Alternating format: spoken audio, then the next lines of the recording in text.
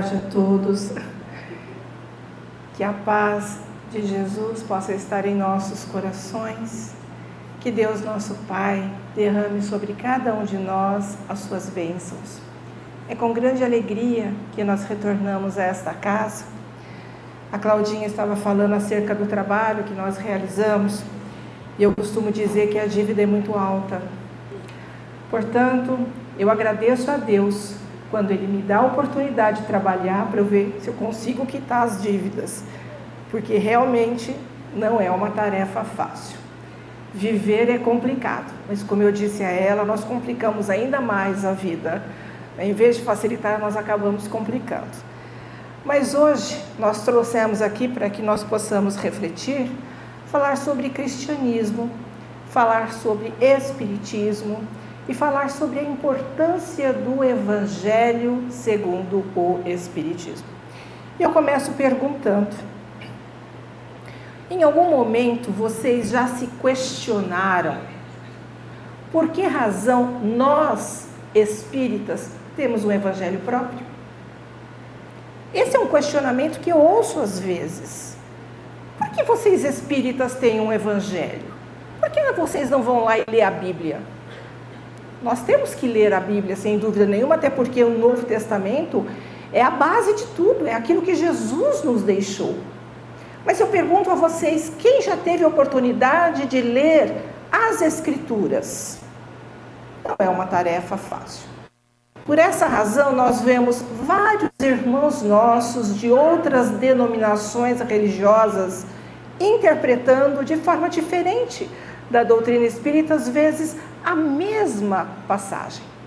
Nós não podemos interpretar os evangelhos como lá se encontram, porque há toda uma linguagem alegórica, uma linguagem figurada. Nós precisamos ver o contexto histórico. Às vezes uma palavra tem hoje um sentido totalmente diferente, então não é tão fácil assim ler o Evangelho. Quando eu trabalhava na casa a qual eu pertenço, a União Espírita Pascoal Gross, no atendimento fraterno, para quem não sabe, o atendimento fraterno era o que se chamava antigamente de tratamento espiritual. Nós não chamamos mais assim, não falamos mais assim, mas dizemos atendimento fraterno. Acolhimento àquelas pessoas necessitadas que estão passando por um momento delicado da vida e precisam ser acolhidas.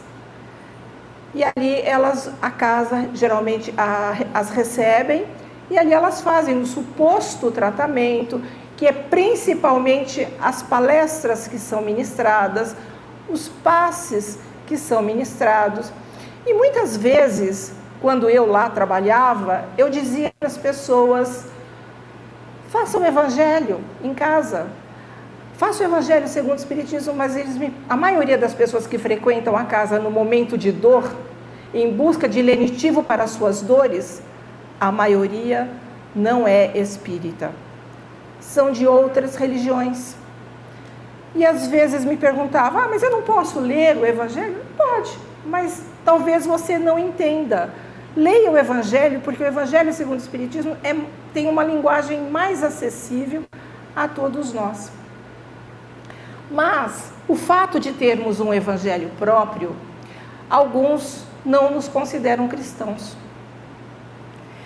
Certa feita, eu estava assistindo uma live, na época da pandemia, uma live de um padre, um irmão nosso, católico, e ele respondendo alguns questionamentos. E foi perguntado a ele: padre, os espíritas são cristãos? E ele disse: não, os espíritas não são cristãos. Mas para que e ele elencou por que razão não éramos cristãos. Mas para entender o que é cristianismo, nós temos que entender quem foi o Cristo. Por que deram o título de Cristo a Jesus?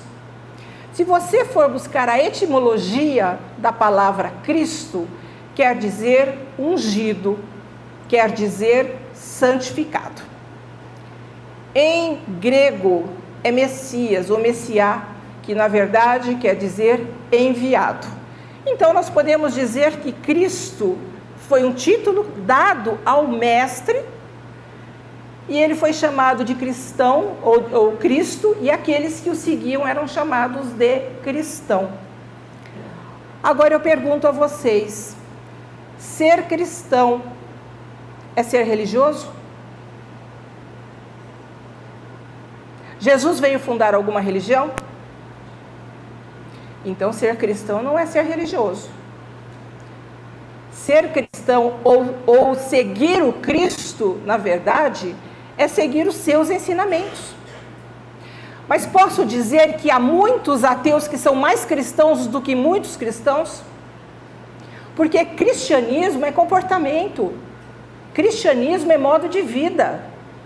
Todo aquele que faz aos outros aquilo que gostaria que vos fosse feito, aqueles que perdoam, aqueles que têm empatia, aqueles que têm compaixão, são cristãos, porque o que Jesus veio nos ensinar foi a prática do bem, é o amor fraternal, é o amor de irmandade.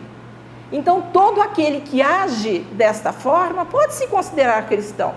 Eu vou dar a vocês um exemplo de um cristão verdadeiro, mas era um hinduísta, Mahatma Gandhi. Ele pregava paz, ele pregava tolerância, ele era totalmente contra a violência, tanto que ele conseguiu libertar ali a Índia do domínio dos ingleses sem armas. Ele era um intelectual, ele era formado em direito, mas ele era totalmente contra a violência. E ele era um admirador profundo de Jesus. Vocês têm dúvidas de que Mahatma Gandhi era um verdadeiro cristão? Então, ser cristão é nos comportarmos conforme o Cristo nos deixou, de acordo com os seus ensinamentos. Mas como eu disse a vocês, o nosso irmão padre disse que não éramos cristãos porque acreditávamos em algumas coisas que, na visão dele, não está nos evangelhos, não estão nos evangelhos, como por exemplo a reencarnação, assim também como a fenomenologia, que é a questão da mediunidade, o fato também de nós não acreditarmos que Jesus é Deus, ou por exemplo, não acreditarmos no batismo. Nós vamos refletir acerca disso.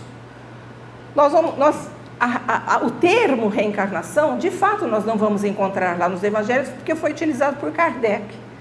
Mas há algumas passagens que deixam claro acerca da reencarnação. Por exemplo, quando o próprio Cristo chega aos seus discípulos e perguntam: quem dizem ser o Filho do Homem? Percebem? Ele pergunta aos seus discípulos quem as pessoas dizem ser ele, Jesus. E os discípulos respondem: uns acham que é João Batista, outros que é Elias, Jeremias ou alguns dos profetas. É claro, Jesus poderia ser Elias e Jeremias, que viveu 600, 800 anos antes de Cristo. Poderia ser algum profeta? Sim, poderia ser. Mas através da doutrina sabemos que essa foi a primeira encarnação de Jesus entre nós. O Espírito de maior envergadura que passou pela terra. Um ser que chegou à ordem crística, que construiu o reino de Deus em seu coração, que é o nosso governador planetário, que cuida do nosso planeta.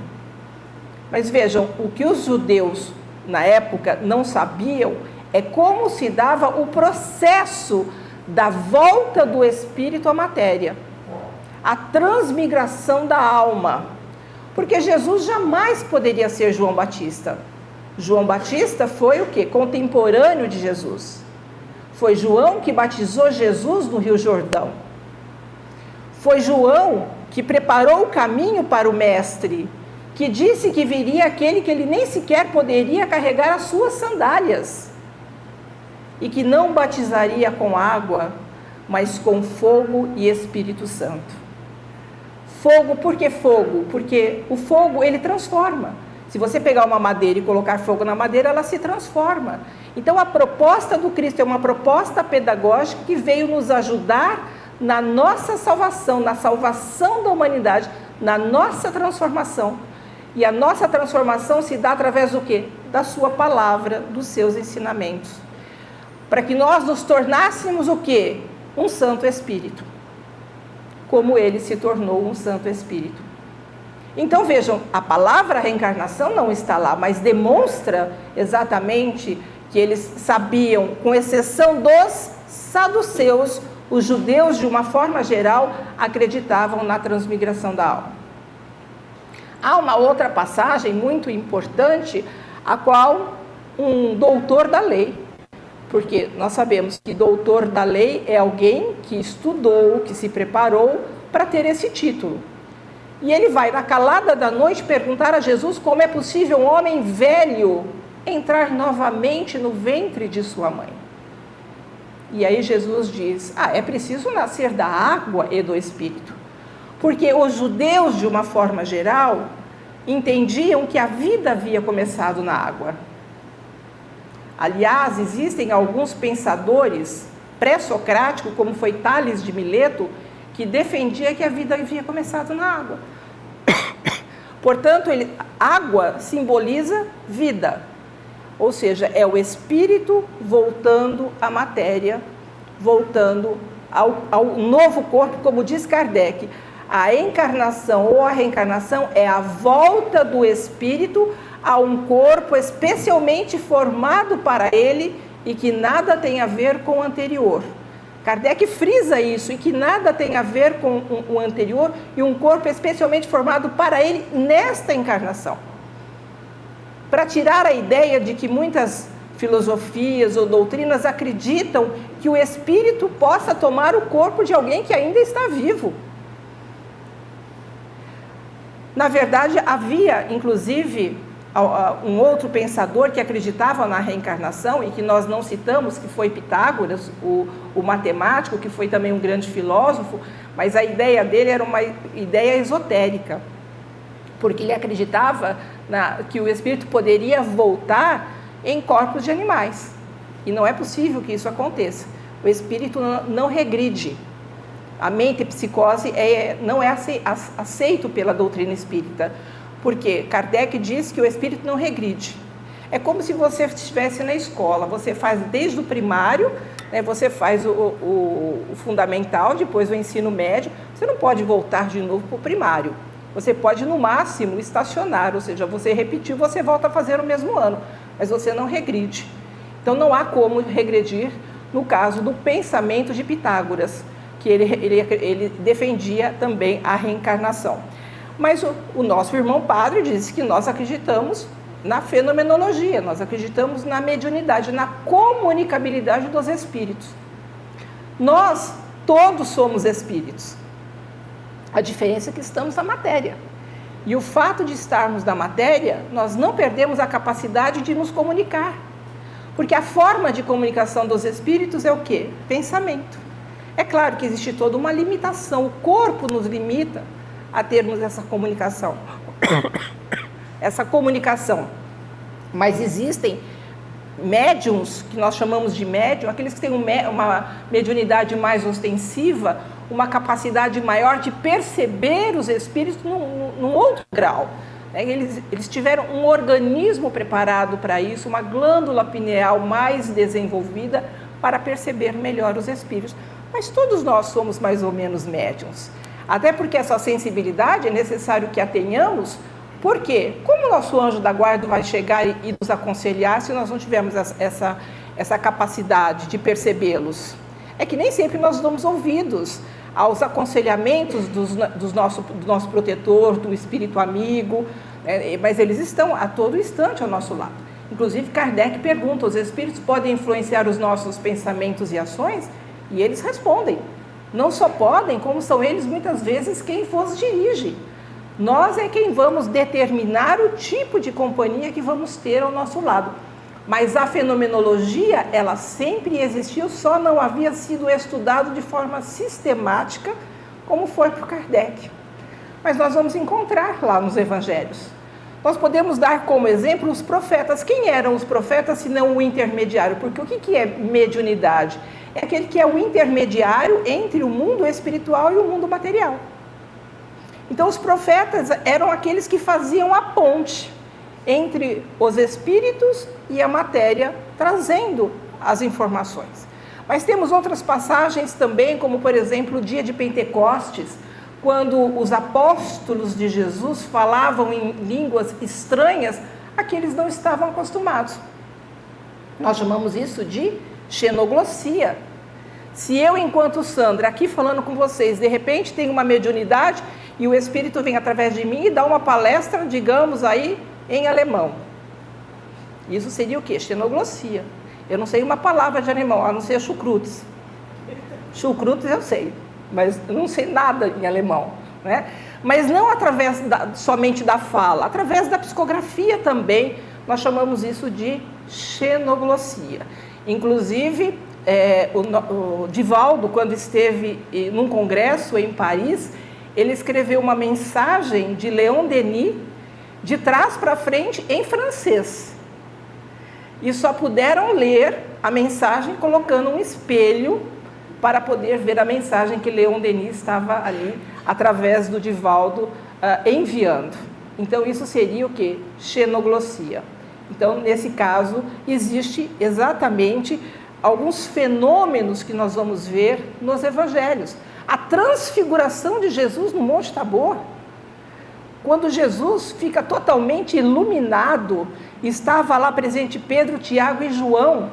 Quando vem Jesus totalmente iluminado e aparece Moisés e Elias. Moisés, Elias materializado. Sabemos que Jesus desencarnou no madeiro, mas Jesus reaparece em espírito a Maria de Magdala, tanto que ela tenta pegá-lo e ele diz, não me toques porque ainda não fui ao Pai.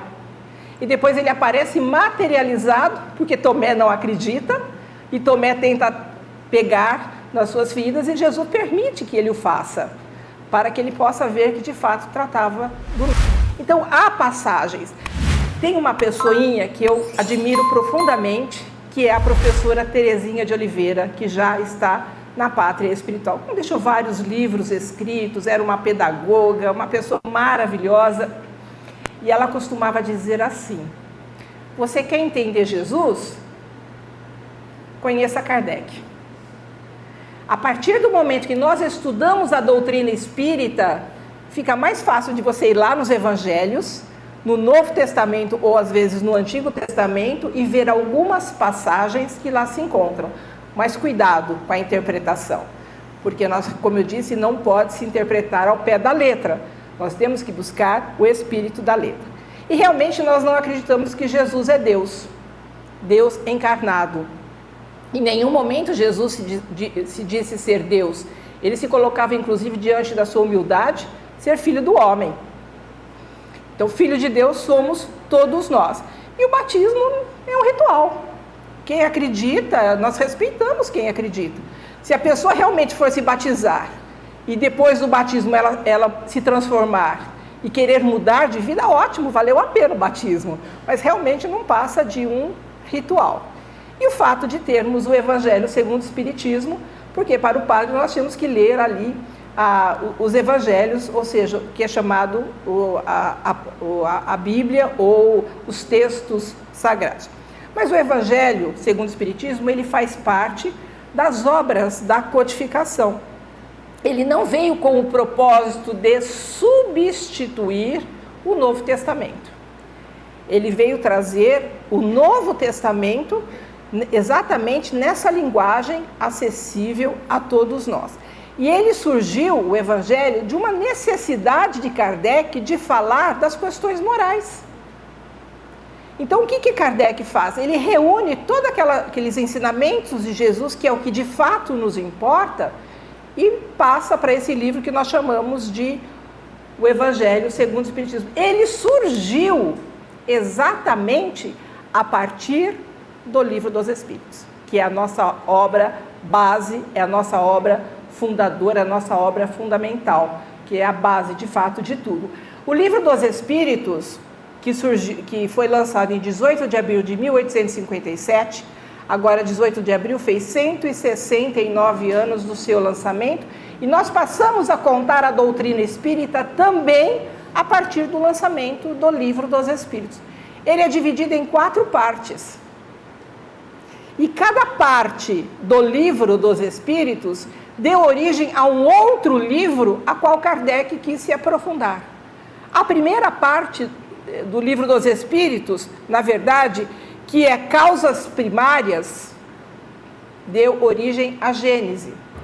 A segunda parte, que são as leis, mundo espiritual ou mundo dos espíritos, deu origem ao Livro dos Médiuns. A terceira parte, que são as leis morais, deu origem ao Evangelho. E a quarta parte, que é Esperanças e Consolações, deu origem ao livro Céu e Inferno. Ou seja, o Evangelho segundo o Espiritismo nada mais é do que comentários espirituais e morais dos ensinos de Jesus à luz da doutrina espírita, reunindo e explicando aquelas passagens do Evangelho, destacando o sentido ético, filosófico e universal das palavras do Cristo. Porque, na verdade, o que importa para nós é quando o Kardec foca no Evangelho a moral do Cristo para quê? Por que nós estamos matriculados na escola da vida? Qual que é a proposta da reencarnação? Progresso.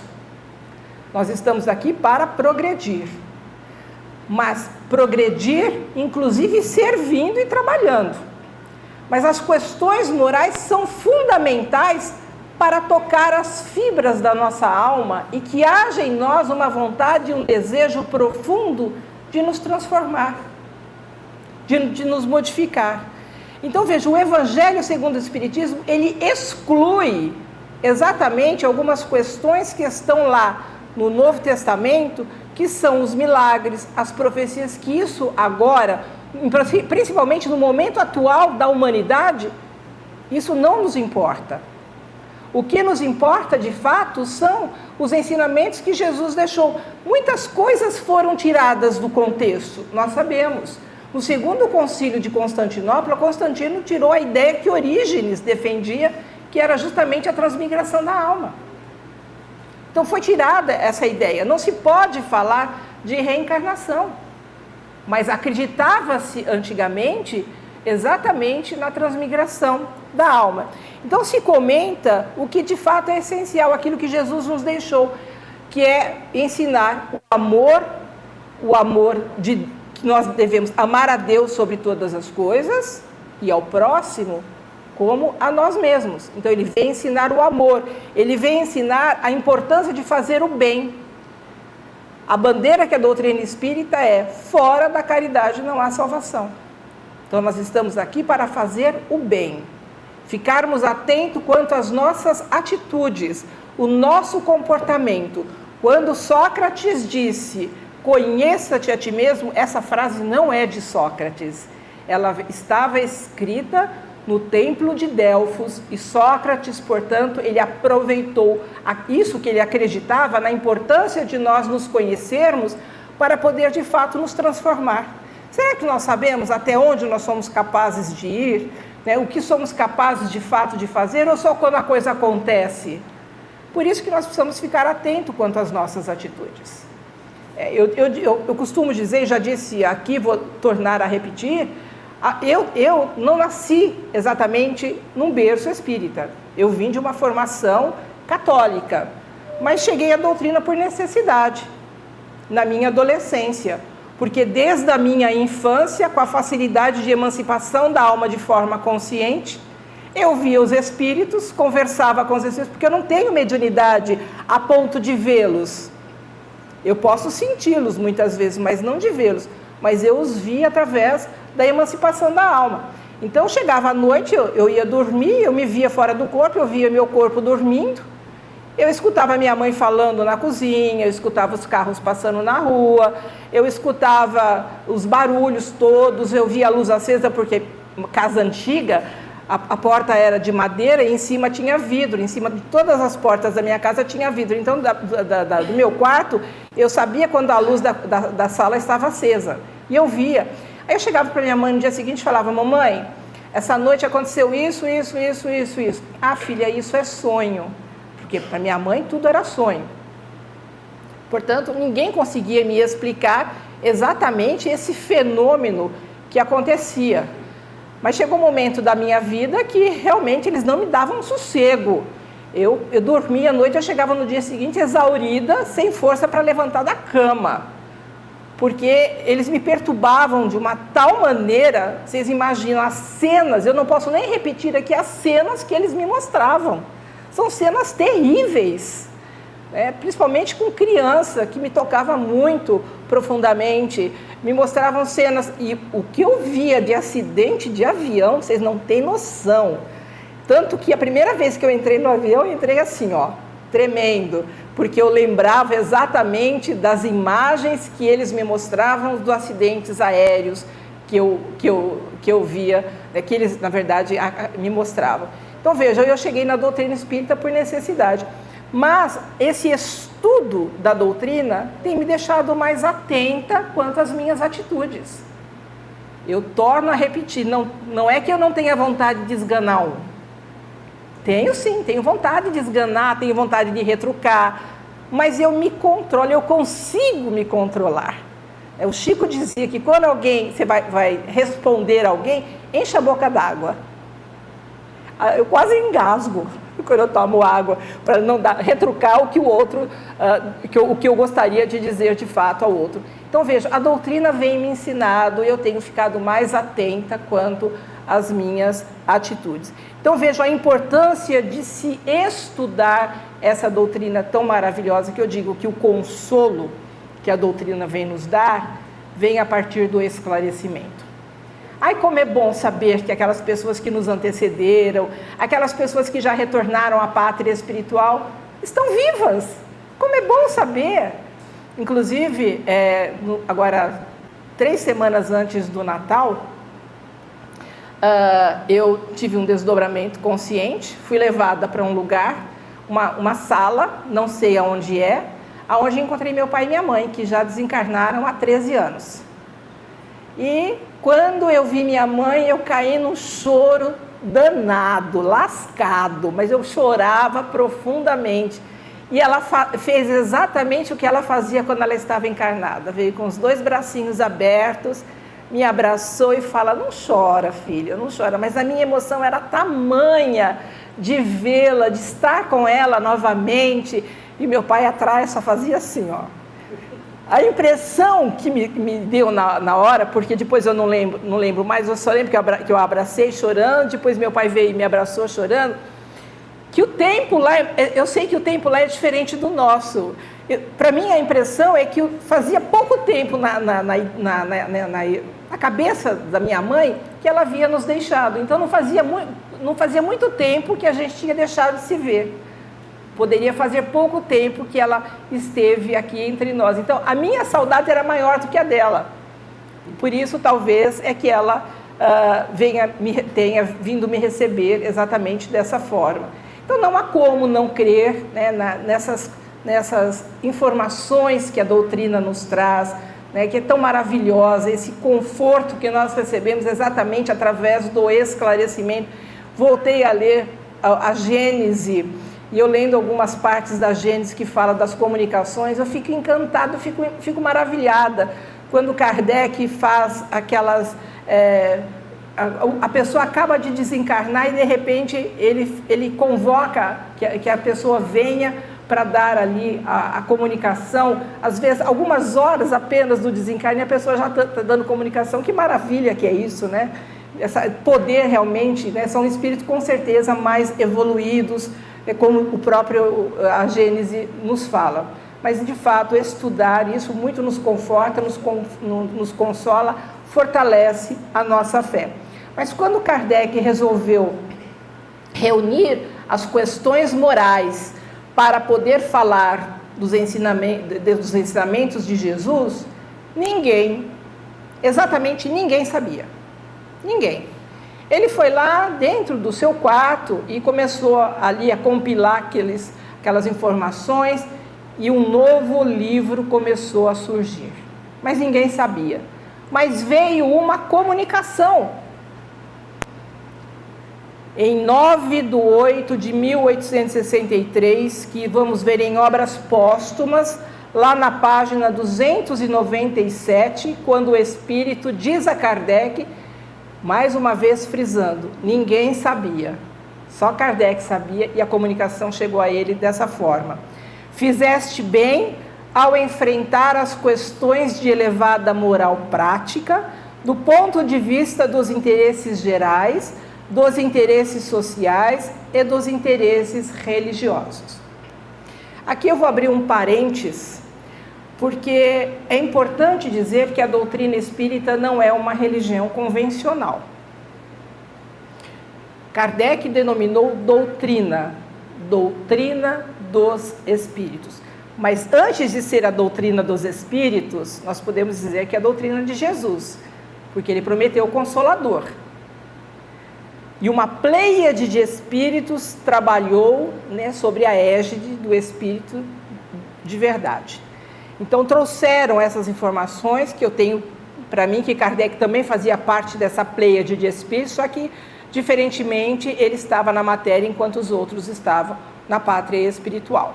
Então vejam, quando Kardec denominou doutrina dos espíritos, ele incluiu, né, 3 conceitos, que são os conceitos científicos, a qual ele utilizou, que seriam os, dentro da ciência, busca-se ali entender algumas verdades, ou busca essas verdades através de métodos.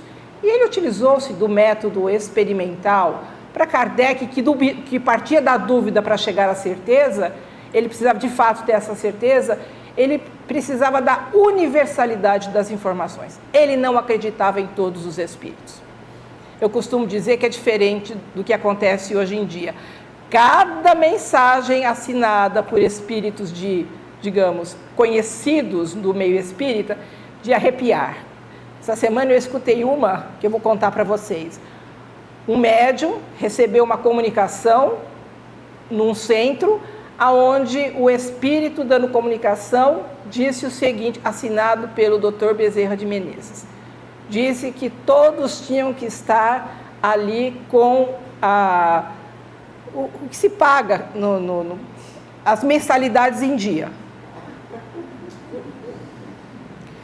O espírito dizendo que precisavam todos estar com a mensalidade em dia e assinou Bezerra de Menezes. Coitado Bezerra, né?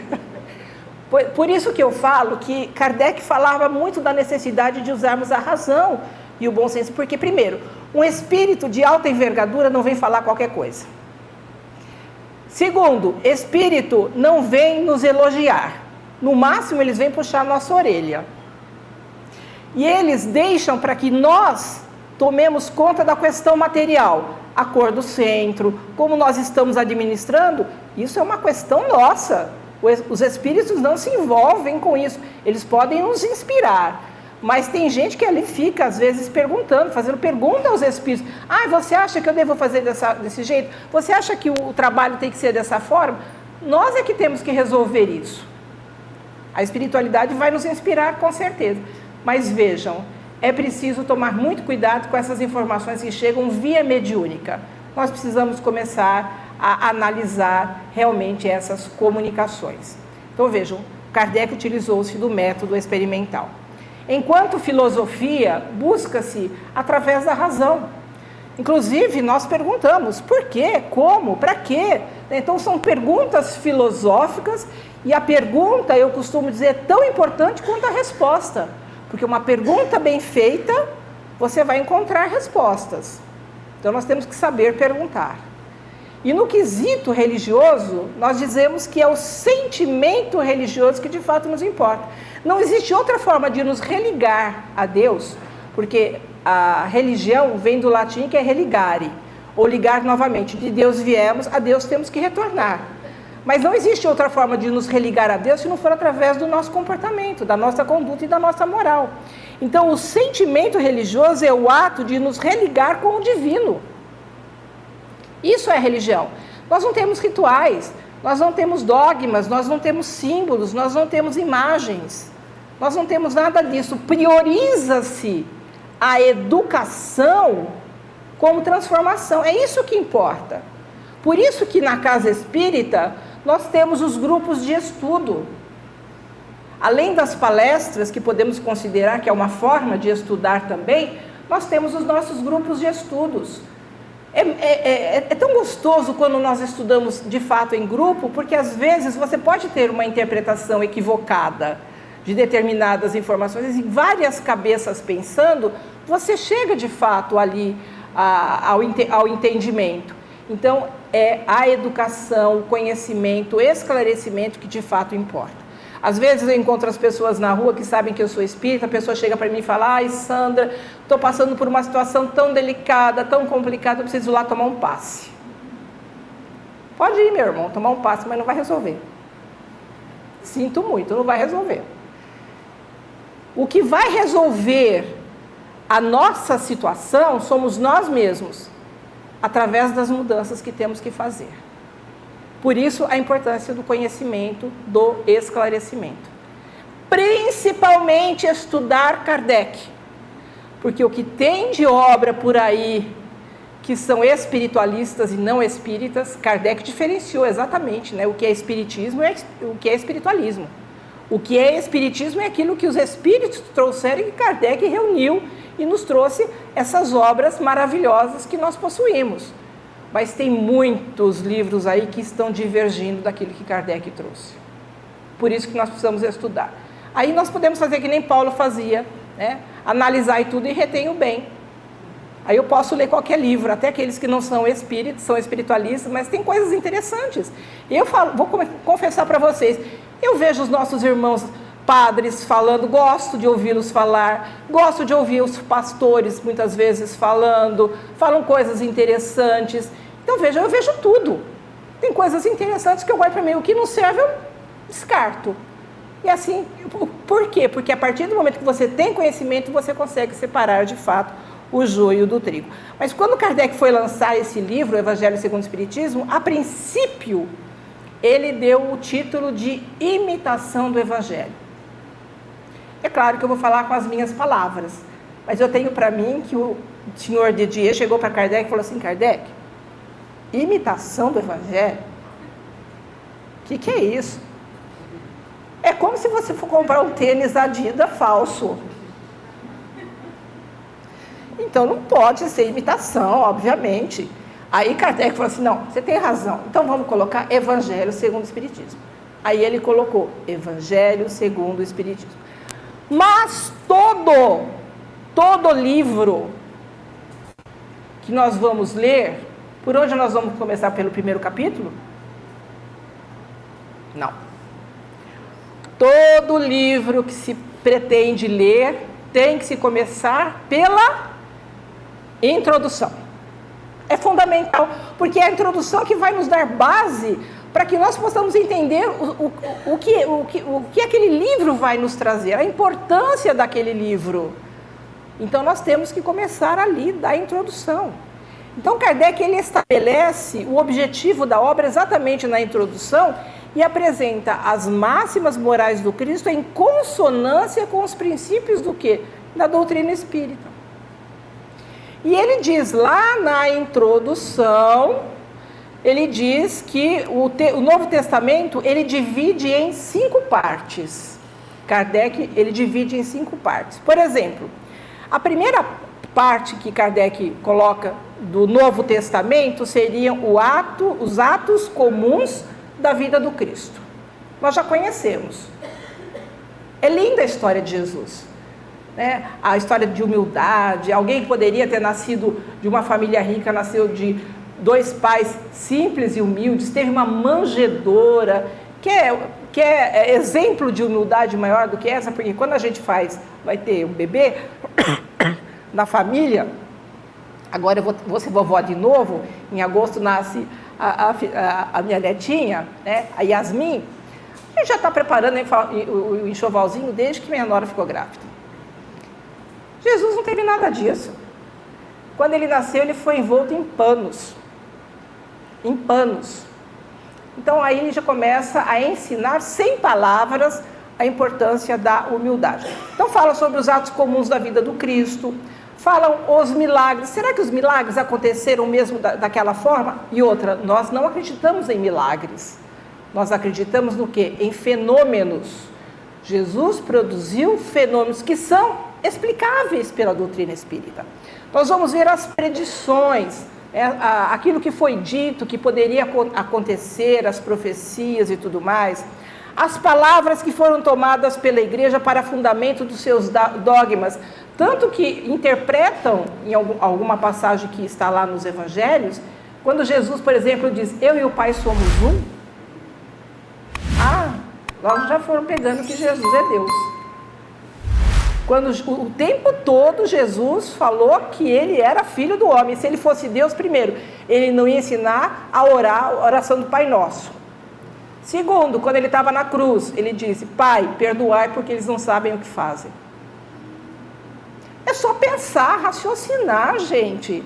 Essa semana eu estava vendo, inclusive, uma pessoa, essas lives que o pessoal faz, que está no TikTok, de vez em quando eu vejo, a pessoa falando, como é que pode Adão e Eva terem 2 filhos, um matou o outro e a humanidade surgiu a partir dos 3? Que jeito? Aí ele começou a falar, gente, é tudo uma questão de simbologia. Nós precisamos começar a raciocinar. Não podemos aceitar as coisas como elas chegam.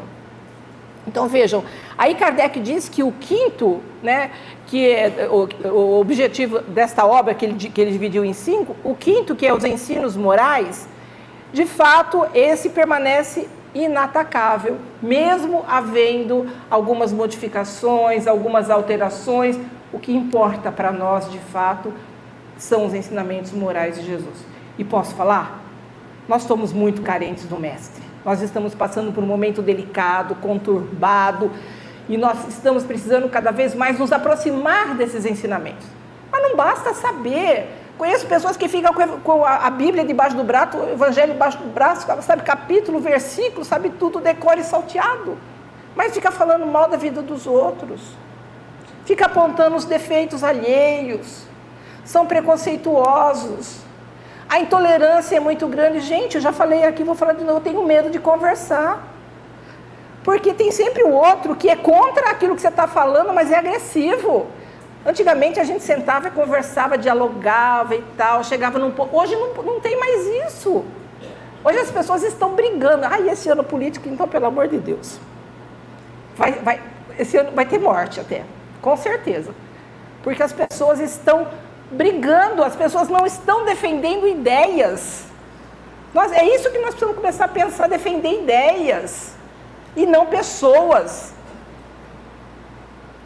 Então, raciocinar é fundamental. Então, na introdução, ela explica exatamente que as religiões ou seitas estão mais ligadas ao misticismo, dogmatismos, aos rituais, coisas que não tem no espiritismo. E a doutrina espírita é uma doutrina de liberdade. Não se proíbe absolutamente nada, porque nós temos o livre-arbítrio.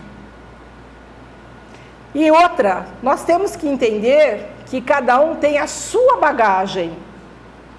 Você não pode chegar para uma criança de 5 anos, falar sobre determinados assuntos, porque ela não está amadurecida para isso. Ela não vai entender. Assim são as pessoas, enquanto espíritos encarnados, muitas não estão preparadas para determinadas informações. E nós temos que respeitar a maturidade de cada uma. Você pode até conversar, mas respeitar, né, o que cada um pensa, como pensa, porque tem pessoas que se fecham, não se abrem a determinadas informações. Então vejam, é uma doutrina de liberdade que não proíbe nada. Uma vez uma amiga minha chegou para mim e falou assim, Sandra, Sandra, o espiritismo proíbe o aborto?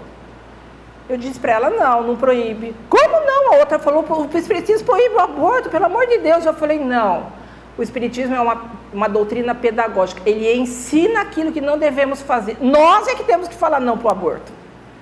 A partir do momento que você sabe da importância da vida, nós sabemos o quão importante é viver para continuar o nosso processo evolutivo, nós vamos falar não para o aborto, para a eutanásia, para a pena de morte, para o autoextermínio. Nós vamos falar, por quê? Vamos valorizar a vida, que é o bem mais precioso que Deus nos deu. Mas a doutrina não proíbe nada, ela nos ensina o caminho que devemos seguir, cada um segue o caminho que quiser. Não é como eu era pequenininha, que a minha mãe chegava para mim e falava, Sandra, não faz isso que Deus vai te castigar. Nós já viemos com essa ideia no consciente coletivo e muitas vezes tem gente que vem para o centro porque tem medo de não vir no centro e acontecer alguma coisa lá fora. Então vejam, nós trazemos essa coisa de temer a Deus, quando Deus é amor, Deus não nos pune, Ele nos dá oportunidade. Esse Deus que na verdade é o Deus que faz com que cada um de nós tenha a oportunidade de estar aqui, matriculados exatamente nessa escola, para que possamos continuar a aprender. Mas Leon Denis, no seu livro Cristianismo e Espiritismo, ele diz uma coisa que é verdade. Ele diz que nós ficamos tanto tempo presos a rituais e dogmas que nós esquecemos de Jesus. Não é verdade? Rituais e dogmas não nos levam a nada. O que de fato importa são os conhecimentos que podem de fato nos mudar e nos transformar. Por essa razão o Espiritismo disse,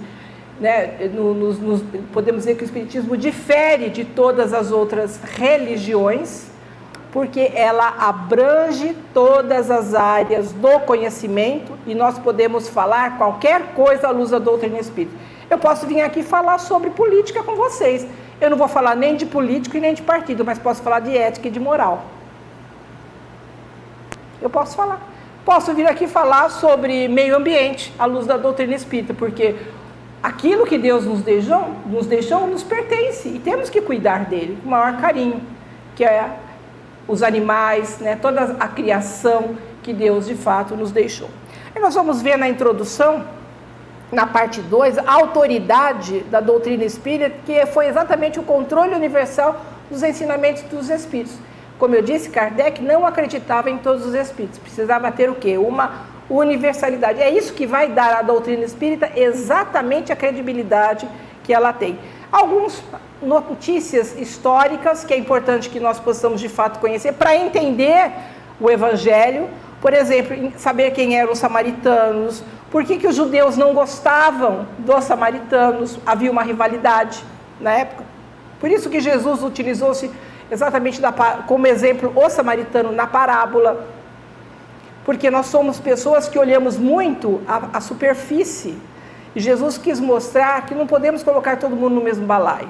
Não é porque entre os samaritanos haviam aqueles que divergiam das ideias que a maioria dos judeus tinham, eram considerados um povo impuro, mas em todo lugar, dentro da doutrina espírita, existem pessoas boas e pessoas más. Dentro do catolicismo há pessoas boas e pessoas más.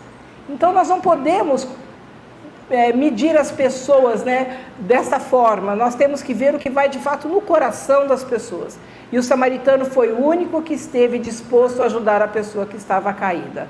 Então Jesus ele não perdia a oportunidade de ensinar. Nós vamos saber quem eram os nazarenos. Jesus era de Nazaré. E ele era reconhecido pelas suas vestes e pela forma que ele usava o cabelo. Eles eram, a maioria faziam voto de castidade, abstinência de bebida. João, ou Batista, aquele que batizou Jesus, também era nazareno. Nós vamos ver que os publicanos eram cobradores de impostos, que os portageiros eram cobradores de impostos de baixa categoria, os fariseus eram ultraconservadores, rigorosos, foram aqueles que perseguiram Jesus, porque Jesus não se encaixava da forma como eles achavam que tinha que ser. Jesus era considerado um perigo e eles conspiraram até que Jesus foi de fato crucificado. Nós vamos ver os escribas, que os escribas eram aqueles espécies que escreviam as coisas na época, uma espécie de secretário. A sinagoga, que havia o único templo em Jerusalém, que era o templo que Jesus profetizou que não ficaria pedra sobre pedra, que tinha sido construído pelo rei Salomão. Nós vamos ver que os saduceus eram os únicos entre os judeus que não acreditavam na imortalidade da alma. Os essênios eram aqueles que, podemos dizer, um pouco mais evoluídos, porque acreditavam em Deus, pregavam o amor ao próximo.